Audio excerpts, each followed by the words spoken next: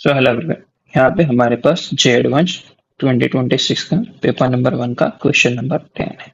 यहाँ पे हमें क्या बोला गया है कि as show in the figure 5 Carnot engine each have efficiency eta and same number of cycle per unit time are operating between 6 heat reservoir। तो हमें क्या बोला गया कि पूरा क्वेश्चन जो है कार्नोट इंजन के बेस पे यहाँ पे हमें 6 हीट रिजर्वियर दिया गया है, जिसमें हम इनिशियली क्यू नोट क्या है जितनी हीट देते हैं तो यहाँ से कुछ वर्क डन होगा और कुछ हीट बाहर निकलेगी। तो यहाँ पे जितनी भी Q1 जितनी हीट निकलती है ना, वही वो सारी की सारी हीट ये जो दूसरा हीट रिजर्वियर है वो ऑब्जर्व कर देगा और वहां से Q1 उसके लिए क्या होगा, Q1 में से कुछ वर्क W2 करता है और जितने भी वर्क करने के बाद जो भी हीट निकलती है वो क्या करेगा, Q2 इस मतलब ऑब्जर्व कर देगा। तो ये कंटिन्यूस क्या होता है, ऐसे 5 वर्क डन तक 5 वर्क डन होता है तब तक ये प्रोसेस होती है। ठीक है, तो हमें क्या बोला गया है कि the amount of heat released per cycle by one engine is completely absorbed by the next engine. Consider Q naught to be the amount of heat absorbed per cycle by the first engine and work W मतलब work W as the amount of total work done by all the engine per cycle. Then the net efficiency of the system is found to be eta is equal to W by Q naught is equal to 211 upon 243. Then हमें बोला है था find the value of eta। हमें यहाँ पे क्या ईटा की value find करने को बोला गया है। तो क्वेश्चन बेसिकली क्या है कि यहाँ पे क्या है कि हीट रिजर्वियर है, मतलब क्या हीट रिजर्वियर है। तो यहाँ से हम क्यू नॉट जितनी हीट देते हैं तो क्या होता है, कुछ वर्क होता है और कुछ हीट क्या ऐसे निकलेगी आफ्टर वर्क, क्योंकि कोई भी इंजन होता है वो परफेक्टली 100% वर्क नहीं करता है, उसमें से हीट लॉस होगा। जो हीट लॉस होता है ना, और दूसरा हीट रिजर्वियर उसको कंप्लीटली एब्सॉर्ब कर देगा और उस उतनी हीट से क्या होता है दूसरा वर्क होता है। जहां से वहां से जितनी हीट लॉस होती है वो क्या होगा, ये हीट रिजर्वियर लेता है। ऐसा 5 टाइम होता है। तो हमें पता है बेसिकली कि अगर लिखा जाए कि work is equal to eta into Q naught, तो ये हमारे लिए क्या होता है, वर्क की डेफिनेशन होती है कि अगर वर्क जो होगा ना वो ईटा इंटू क्यू नॉट होगा और Q1 वो क्या होगा 1 minus eta into Q not होगा। तो यहाँ से हमें पता चल गया कि वर्क जो होगा ना वो W वो होता है Q eta into Q not और Q1 होता है मतलब कि ये होगा 1 minus eta into Q not. ठीक है, अब हमारे बात करी जाए फॉर Q1 फॉर W1। तो फॉर W1 के लिए जो हमने अभी लिखा यही होगा कि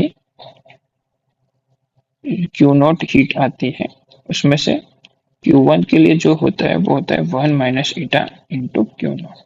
ठीक है, ये हो गया।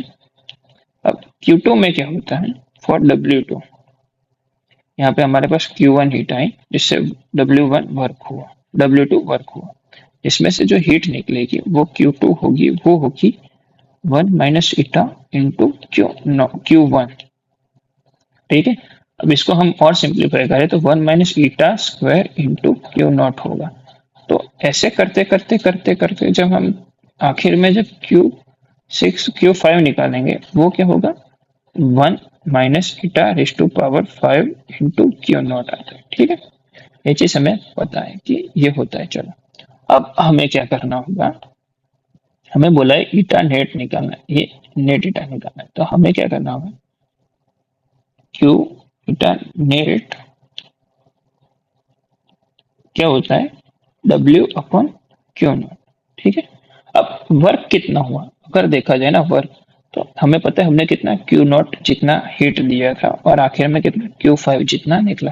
तो क्या हम इसको इस प्रकार से लिख सकते हैं कि क्यू नॉट माइनस Q5, क्योंकि आप देखो क्योंकि मैंने क्यू नॉट जितना हिट दिया था और Q5 निकला और उसके बाकी में जितना भी बीच में सारा वर्क W1 W2 और W3 W4 और W5 के फॉर्म में हुआ है।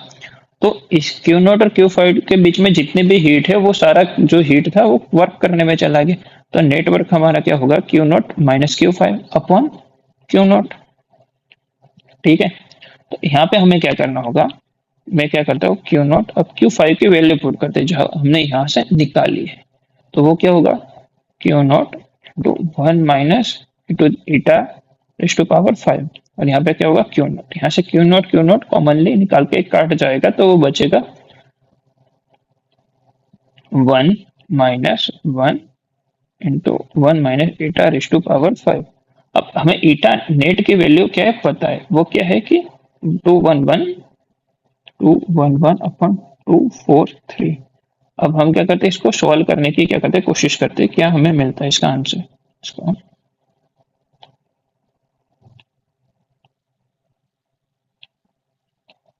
इसको जरा हम सॉल्व कर देते हैं। तो यहाँ पे हम बात करें कि यहाँ पे से हम क्या लिख सकते हैं कि 1 minus eta raise to power 5 which is equal to 1 minus 211 upon 243।